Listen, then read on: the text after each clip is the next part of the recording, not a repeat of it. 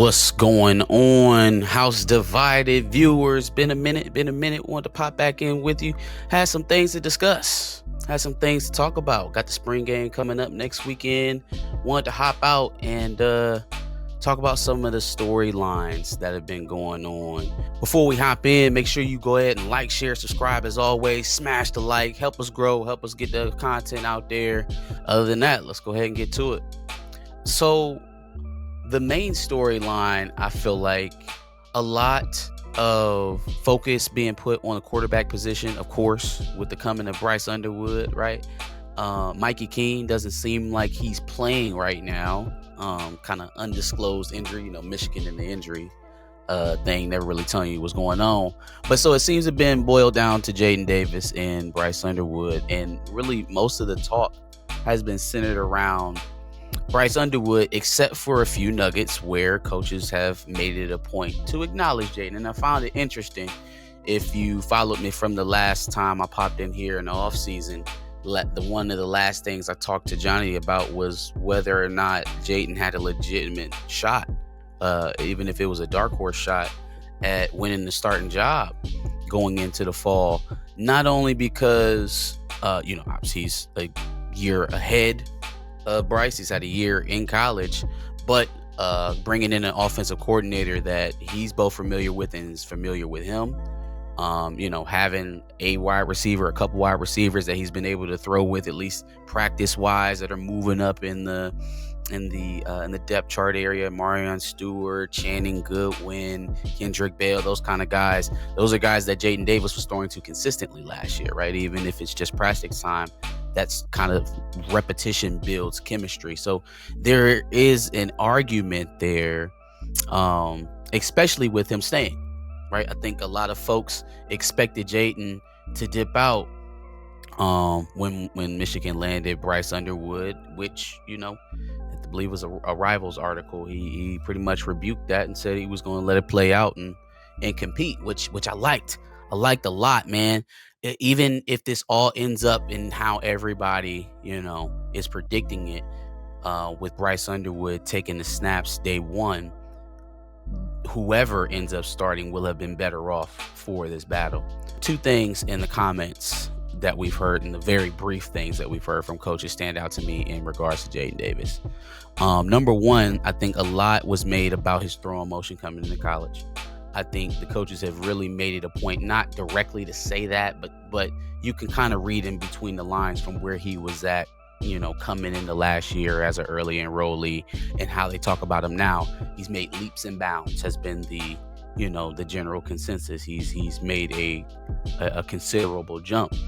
So that's number one, is that they've been acknowledging that whatever, deficiencies or things he needed to clean up in his first year of college football, seems like he did a sufficient job in cleaning those things up. And now we get to see the kind of full range of his talent, see what he can do on the field when he has an opportunity. The second thing that sticks out to me is that he's being brought up in questions when they're asking about Bryce Underwood. Now, a lot of people can take that as coach speak, right? And I recognize that to a certain degree. At the same time, it is not incumbent on you to acknowledge another player when you're being asked about one. You kind of damper expectations. You can, give praise, but not give too many details about a guy if you don't want to go too big up. But one thing you don't do as in regular practice is just throw another name out there, other than Jim Harbaugh. Jim Harbaugh wanted to talk about the entire damn team every time you ask him a question. Most coaches won't throw a guy's name out there unless you feel like if they had to, they would prove you right.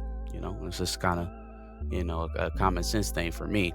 So the fact that he's coming up in conversations that aren't necessarily geared towards him or where he's the highlight of it, I think that means something, man, right? Like, we all kind of take the little bit of practice footage that we get during the off season as like treasure, and We do that because, Michigan's a steel trap.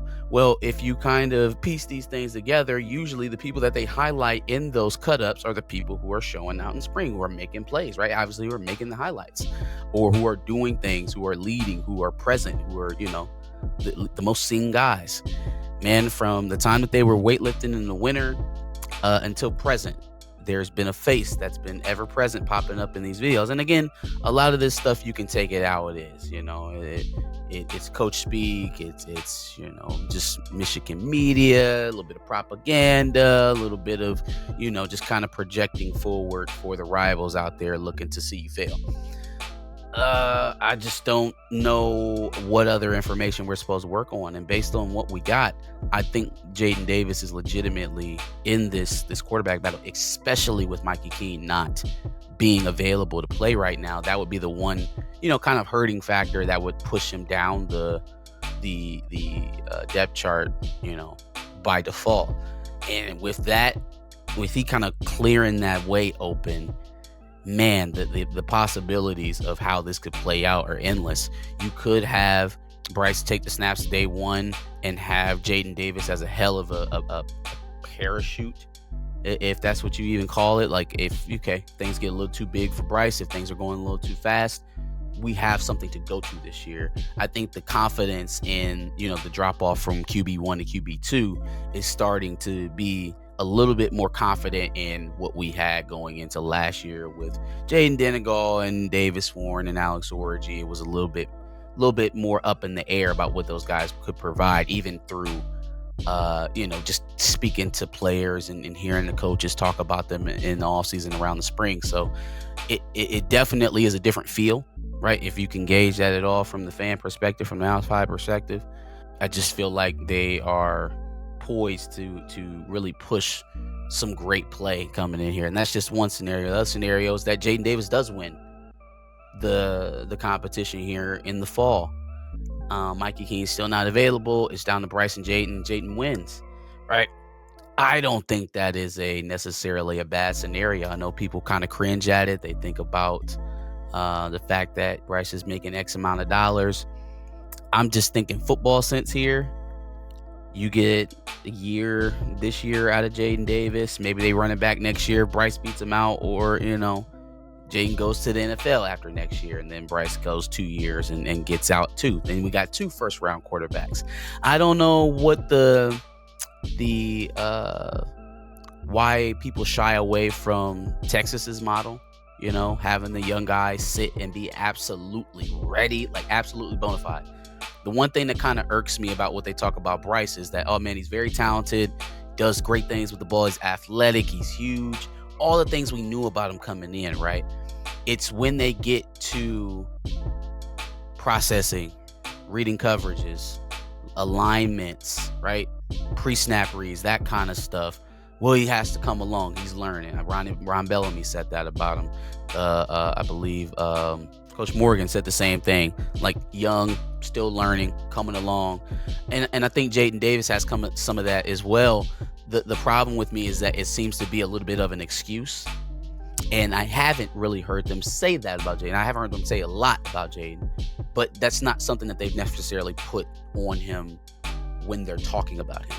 So if one player is better than the other at leading the offense, organizing the offense, kind of being a coach on the field, and the other one's more gifted with his physical abilities, where does that lead you? I think it's a difference of styles. Do you want to ride it out with the young guy and live through the bumps and bruises of mistakes? Do you want to go with the safer option until the younger, more talented guy is absolutely ready, a la JJ McCarthy, a la this year with Arch Manning?